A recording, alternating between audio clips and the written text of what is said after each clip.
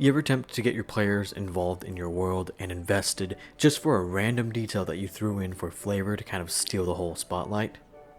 Because it hasn't happened to me, is what I would say. But my players are all unable to focus and require heavy medication, so that's not happening.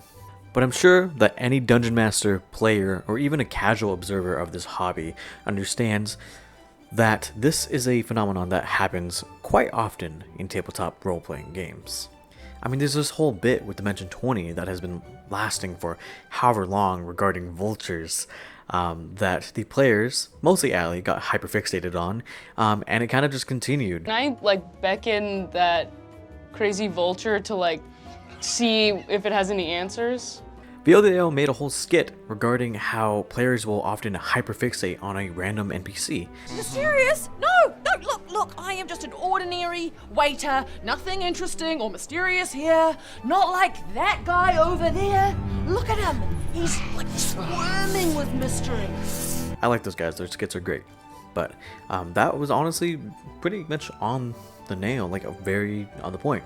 These games are inherently a little goofy. You're playing within a land of make-believe, you are flirting with your friends, you're making jokes, and that kind of environment very much leads to bits forming. Bits are kind of going off left and right, and with all these different people, you kind of experience a little bit of escalation. Everyone's kind of pushing that bit one step further. That's just kind of the nature of the game.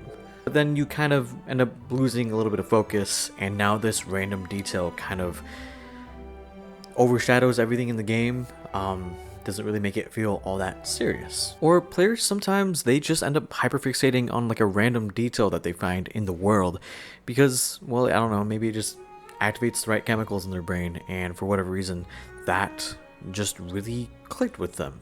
I don't really know what the reasoning is or why it happens. I don't know enough about how people function for that to be something I can definitely state. And I know that it could be annoying as a dungeon master for it to feel like a random thing that isn't important to dominate so much. But what I can also say as a dungeon master is that players finding interest or latching on to literally anything or showing that energy is just a gift that keeps on giving.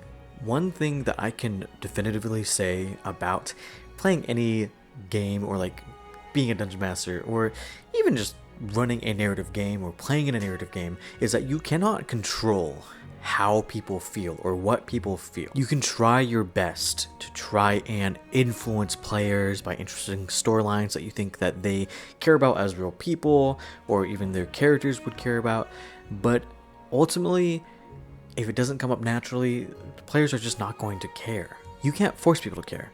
There's probably some kind of metaphor about how, these games reflect real life and our real life relationships, but I don't think this is the video for that. That's not to say that I don't think that my player cares or that maybe your players don't care. A bunch of my players, they love to sit around after games and just yap about where they think their characters are going or about the world or, the characters' relationships or everything like that. I'm just saying that it's really hard at the table to tell someone, hey, you should care about this. It just doesn't really work. Take video games, for example. I am the kind of person that when I play a video game, I am there for the gameplay mechanics. I am there for a little bit of fun and to kind of challenge myself in some way. Usually, I am not a story person. I am playing competitive games. I grew up playing Counter-Strike. I did like raiding in World of Warcraft. I enjoyed parts of the story, but ultimately even like AAA games that I would really enjoy, some of them I did, I am playing there mostly because I find the gameplay itself fun. The story for the most part is kind of there to just serve as a slight motivator, but doesn't really get me anywhere else. I am only ever playing the story mode in like a Mortal Kombat game or a fighting game to unlock things. I just can't be bothered to play these characters or like care about like characters in a lot of these like bigger games. Even like some like story games, I just can't. I can't get into it. It's just not for me. To make this a little bit more D&D relevant, I played Baldur's Gate 3 how I imagine that a lot of people played Baldur's Gate 3, which is picking your 3 companions and then just kind of like doing their quests and then sidelining everyone else. I ended up picking Lae'zel, Shadowheart, and Astarion. I just find their voices, their kind of quips, and honestly part of their gameplay just a lot more interesting. Like, I know that a lot of people love Gale. I just can't be bothered to do a playthrough with him. I just don't find him personally interesting for me. I cannot be forced to care about him without changing fundamentally who he is. His story just isn't for me. The exact same thing can be said about NPCs, villains, random plot lines that you create in your world. Not everything is going to fit for everyone, and they're not going to care about everything, and you just can't. You're working for an audience, and your audience are their own individual people. Perhaps if this storyline is really important to you as a DM, talk to your players, of course. Communication is key. Let them know, hey, this matters a lot to me. I want you guys to care about this because I put a lot of effort into this. Sure, do that. But ultimately, there is an element of removing your players' agency that you do if you force them along a path that they themselves did not choose to take. So, what do? Well, I think if you're that bothered by players or other human beings choosing to play the freedom game with freedom, then maybe the tabletop games just aren't for you. Maybe you should perhaps just write a book, write a short story, do something that doesn't require the input of other people. This is a collaborative storytelling game. What you should be doing is just milking the ever-living crap out of anything that your players find energy from. That energy is not going to come around often. So what you need to be doing is you need to be riding the lightning. Literally just ride the wave of energy. Use that in your own way. That doesn't necessarily mean let your players do whatever they want. Don't let them rule the game for you. Don't let them, don't. Bullying is the wrong word, but don't let them bully you. But use their energy. You should encourage them to be excited about your game. I'd like for you to reference this very specific scene from what I consider probably a top 5 animated film of all time. And if you disagree, you're wrong. But it's from Kung Fu Panda 2. If for whatever reason this is a spoiler for you, I don't know where you've been. But it is when that kind of oracle talks to Po. And he is kind of learning to redirect his energy. Stop fighting. Let it flow. If you just stop fighting your players and their choices and let their ideas flow, the game itself will be better paced, will flow better, and best of all, your players will feel good about all these choices, or at least they will feel rewarded, or even if things don't go their way exactly, they will feel more okay with everything because it was what they had chosen to do. It was their choice to do all these things, and that is the most important thing. But that doesn't mean let your players walk all over you. That doesn't mean let them do exactly everything they want. This is not, I said it was a freedom game, not necessarily. It's a consequence game, really. Use your players' energy, all of that energy, and then kind of redirect it into things that you want. Cutting back to that movie, it was just like Po taking those cannonballs and shooting them back at Shen. You are redirecting that energy. You are still using all that positive energy, flowing with it, and not letting it go to waste. Your players' genuine curiosity about your world isn't always going to kind of reflect the way that you expect. They're not going to go around a puzzle the exact same way that you do. This is the most open of open world games possible. It's your job as the DM, as the game master, to take that curiosity and then turn it into something that feels rewarding for them. They have explored, they have chosen to do it in their own way. Give them something for it. Give them something interesting. Give them an interesting response from an NPC. This is an inherently very collaborative game. You're telling stories together. So when your players are telling you, or they are showing interest in something a little bit goofy, a little bit silly, it's not necessarily them disrespecting you, but I would see it as them signaling to you, hey, I find this interesting. I find this aspect of the game interesting. It could be something goofy. It could be just a random NPC. use that.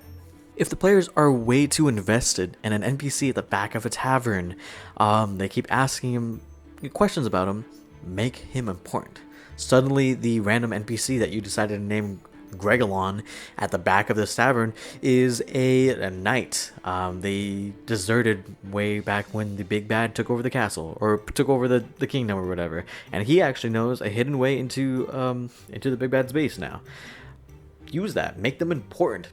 It's rewarding if players are like, I'm gonna keep digging into this guy. Hey, suddenly he's important to the quest. For example, in my game, I've very much let my players have a very lasting effect in the world because they did things that just they thought were funny. My players, or at least one of my players, was so obsessed with messing with one of the other NPCs in this like school campaign that they were in.